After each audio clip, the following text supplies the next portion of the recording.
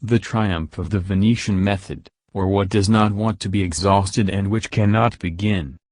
In the spring and early summer of 2012 the writer of the article, began to deal more deeply with the history and documents of the Society of Jesus. Among the external historical data, I found one of the most interesting, the facsimile edition of the old, representative volume published by the company, The Mirror of the First Century of the Society of Jesus, Imago Primi Seculi Societatis Jesu, Antwerp, 1640, www.archive.org.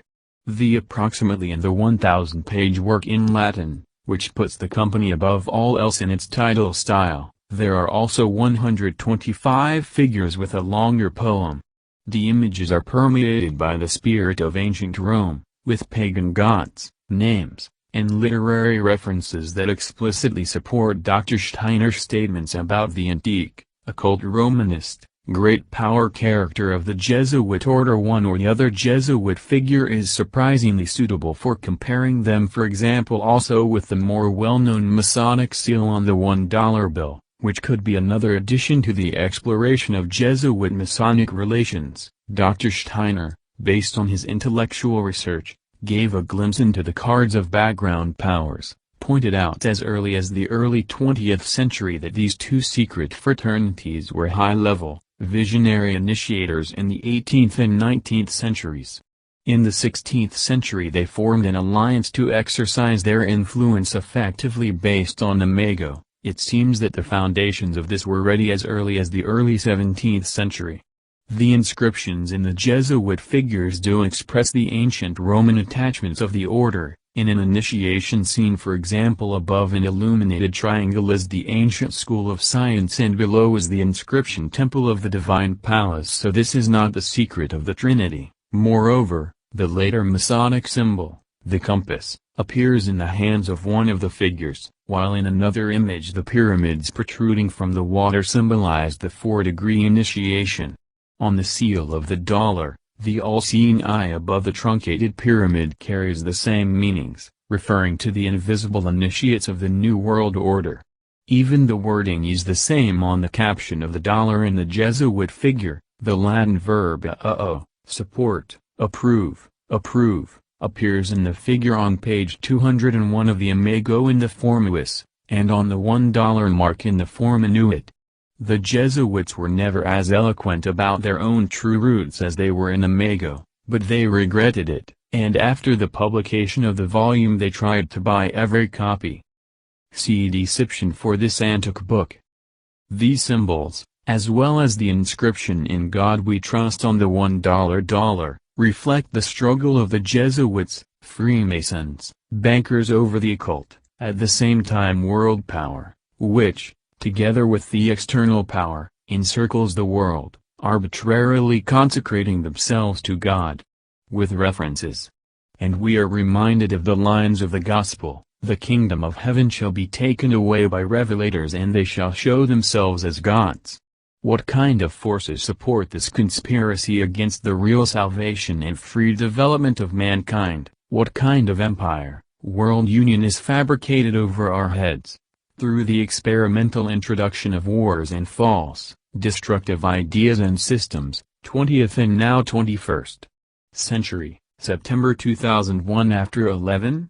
The Society of Jesus also revealed in 1640 that they were necessi novum ordinum, not a new order, and although in the continuation of the sentence the first community of apostles was understood as a new order, the predecessor of the Jesuit order, however, the signs show that we must name the Roman, so to speak, black magical order as the real source of the Jesuits, who wanted to eradicate all higher spirituality from the consciousness of mankind as early as the 4th century, and the spiritual he wanted to keep a direct insight into the world only for himself, in order to save the selfish, mundane manipulations, the illegitimate past. The initiated descendants of this old, Romanist society were also those who smuggled into the 869th Ecumenical Synod the 11th Canon, then carried forward by Decree 1 of the Vienna Synod of 1311, in an even more materialistic sense. Cognition through various channels, influential figures in Rome, Venice, Flanders, this ancient Roman, state occultism, this Antichrist impulse ultimately embraced Loyola and the Society of Jesus from the 16th century, in disguise, but in fact a disguise. It became obsolete, not in the spirit of the world empire endeavor of the modern age, and it also became the source of international Freemasonry, especially to the west and south of the Rhine. When this name, Society of Jesus, arises, the average reader, because there is essentially very little information about what that name really means, first imagines, of course, a sacred, religious society, holy men who set out to follow Jesus themselves. Before him, all that the founder of Christianity expressed in his words and deeds, embodied. However, a closer look at the history of this company reveals, first of all, that the founder of the order, the Spanish Basque Inigo, Lot. Ignatius, Loyola, Jewish according to some sources, was Recalde, his self-defeating personality, his fate. See Joseph A. Muniz, S.J., Saint Ignatius of Loyola and Severe Depression, The Way, July 2005, and some visions that point specifically to demonic obsession, The Autobiography of Saint Ignatius, ed. O'Connor, S.J., 1900, p. 41. He essentially incorporated these qualities into his spiritual exercises, in which the novice must work hard into the struggle of the King of Jesus and the army of Lucifer. Both sides must be fully realized spiritually. The circumstances in which the company was founded were marked by contemporary political and religious relations, the struggle against the Reformation, and, of course, Loyola's connections with the outside world, which her biography usually mentions unnamed as friends, patrons she met in Venice. Peter Contreras, Autobio, p. 1 of the company's main centers, see Amago, 937, and Dr. Steiner of the pre-World War I Occult Center in the Netherlands, see below. The Society of Jesus and the forces behind it have been accompanied almost entirely from the beginning, from inquisitions against Loyola and his particular spiritual practices. Many strange temptations have been reported by those who practice spiritual practices. Indeed, at the very beginning of their operation, they played dubious roles. They organized the night massacre of Saint Bartholomew, in which 20,000 Huguenots are killed, 1572. They tried to strengthen Spanish rule in Flanders, assassination of William of Orange, 1581, and conspire against the English. In a conspiracy, 1604, in which they wanted to blow up the entire London Parliament, including the anti-Catholic King, James I and the Lords. It was not in vain that the Jesuits were called the assault team of the Church.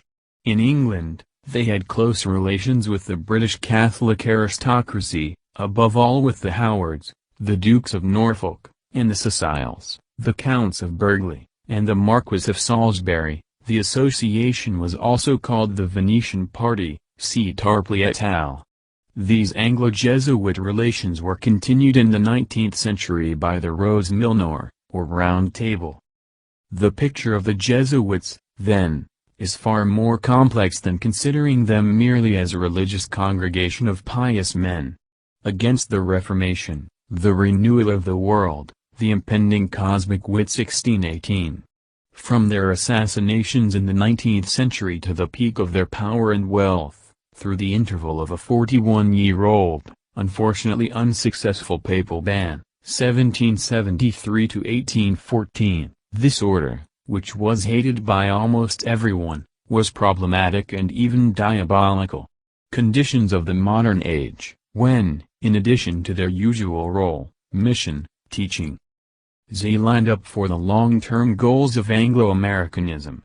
We need to be aware of this in order to understand the real drivers of world events, individual domestic and foreign policy events, even if we are, of course, loyal to our own European, Christian and national culture. But it is precisely because of this sense of justice for Christians, and especially Hungarians, that it is called to recognize that these goals of great power are no less anachronistic than the Jesuit order itself, the Venetian, Roman oligarchism that once embraced them, the New Rome, the Christian West. The world rule made unified by Euro-America is essentially materialistic, spiritless. All this is so far removed from Jesus Christ that using his name as the name of this company, or as a trademark of this process of globalization, is not only inaccurate, but downright blasphemous. It is the will to power that has become completely anachronistic, anti-Christian to the 20th century, and if we are not careful, it may sooner or later lead to anti-human phenomena again, in the midst of sublime references, or simply through raw, self-serving.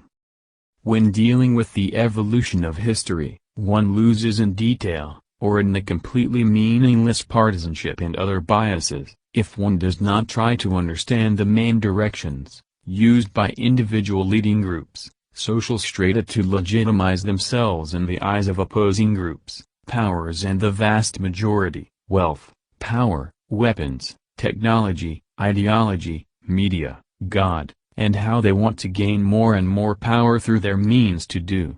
Or, on the other hand, what is the intention, the course of the inner, spiritual development of mankind? Where is humanity actually going? What is the direction and purpose of the development, which the external power, by its very nature, always seeks to dominate, to its own advantage? Can these two great currents of history, external and internal, coincide? Was there a time when it coincided? And if they weren't in sync, why not? How can the inner values of human life and the processes of the external world, the external, physical life, our spiritual, bodily needs be reconciled in a way that serves actual human development? Where is the limit of selfishness and selflessness? How can it be believed that counter-forces can be stopped?